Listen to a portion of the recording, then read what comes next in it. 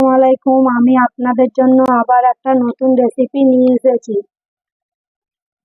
রেসিপিটা কিন্তু আপনারা লাস্ট পর্যন্ত দেখবেন। আমি যে রেসিপিটা বানাচ্ছি সেটা বাচ্চা বড় সবাইকেই ভালো লাগবে। আপনারা বাড়িতে বানাবেন, বানিয়ে অবশ্যই আমাকে কমেন্টে জানাবেন আমার রেসিপিটা কেমন হয়েছে।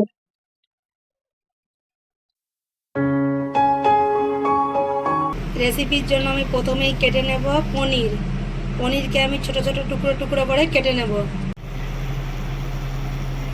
প্রথমে আমি লম্বা লম্বা করে পিস করে নেব,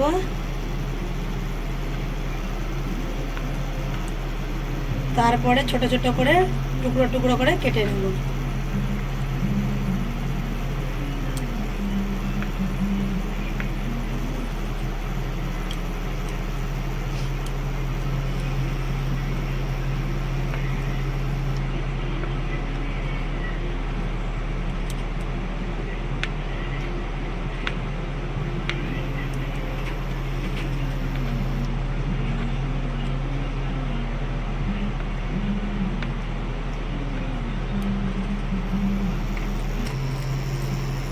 পনির তো সব কাটা হয়ে গেল।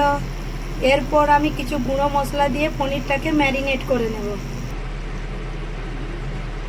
গুঁড়ো মশলার মধ্যে নিয়ে নিয়েছি আমি এখানে হলুদ গুঁড়ো, আর রঙের জন্য নিয়ে নিয়েছি কাশ্মীরি লঙ্কার গুঁড়ো, আর নিয়েছি ঝালের জন্য লঙ্কার গুঁড়ো, সামান্য জিরে গুঁড়ো, আর স্বাদ মতো নুন, আর নিয়ে নিয়েছি আমি গোলমরিচের গুঁড়ো।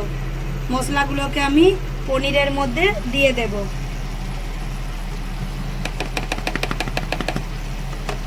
মতো দিয়ে দিলাম।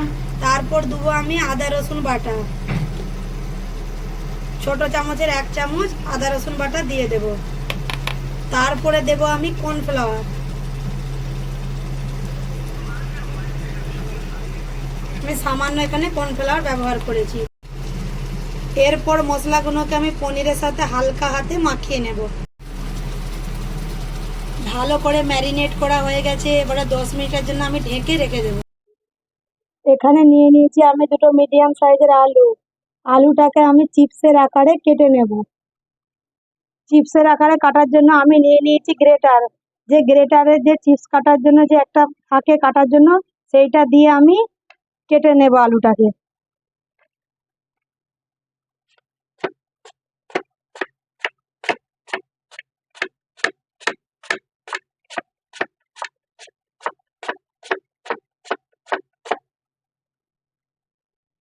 চিপসের আকারে আলুগুলোকে কেটে নিলাম।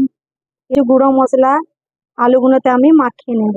এখানে নিয়ে নিয়েছি আমি কিছু গুঁড়ো মশলা, নিয়ে নিয়েছি গোলমরিচ গুঁড়ো, স্বাদ মতো নুন, আর নিয়েছি জাফরানটা এই কারণে নিয়েছি যাতে কালারটা ভালো আসে। মশলাগুলোকে আমি আলুর মধ্যে দিয়ে দেব।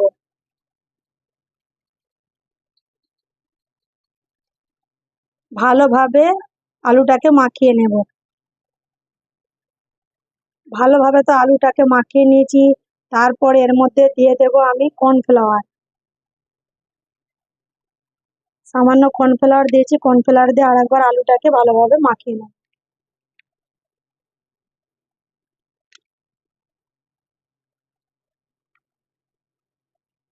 তো এখানে মাখিয়ে রেডি হয়ে গেছে। আর এইদিকে আমার 10 মিনিট হয়ে গেছে। পনিরটা আপনাদেরকে খুলে দেখাচ্ছি।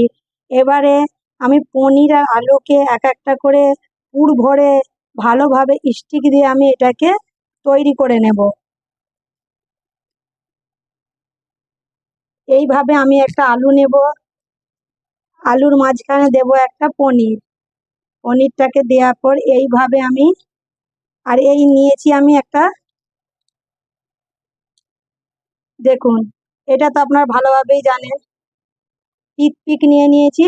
এবারে আলু আর পনিরের মাঝামাঝি এটাকে ভালোভাবে গেঁথে দেব। দেখুন, আর একটা আপনাদেরকে দেখাচ্ছি।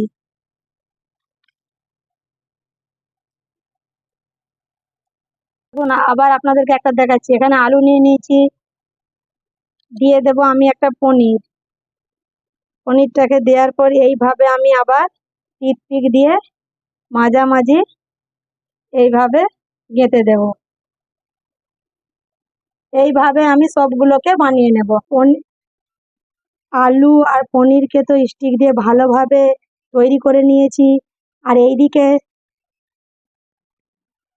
এইদিকে চাপিয়ে দিয়েছি আমি কড়া।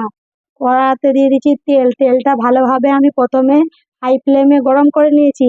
এবারে এইটাকে লো ফ্লেমে আমি ভেজে নেব। একটা একটা করে আমি তেলের মধ্যে দিয়ে দেব।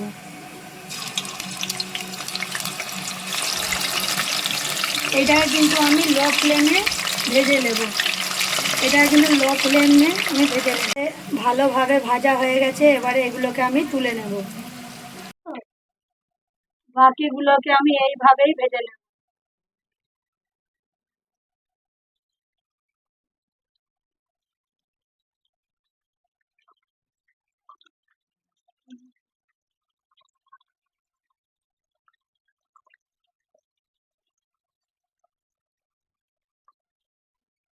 দেখুন এখানে তো আমার সবগুলো ভাজা হয়ে গেল। দেখুন আপনাদেরকে দেখাচ্ছি। আপনারা তো পুরো রেসিপিটা আমার দেখলেন। দেখে যদি আমার রেসিপিটা ভালো লেগে থাকে তাহলে আমার চ্যানেলটিকে লাইক সাবস্ক্রাইব করে দিবেন। আরও নতুন নতুন ভিডিও পাওয়ার জন্য নিচের বেল বাটনটাকে ক্লিক করে দিবেন। আপনারা এটাকে সস দিয়ে খেতে পারেন।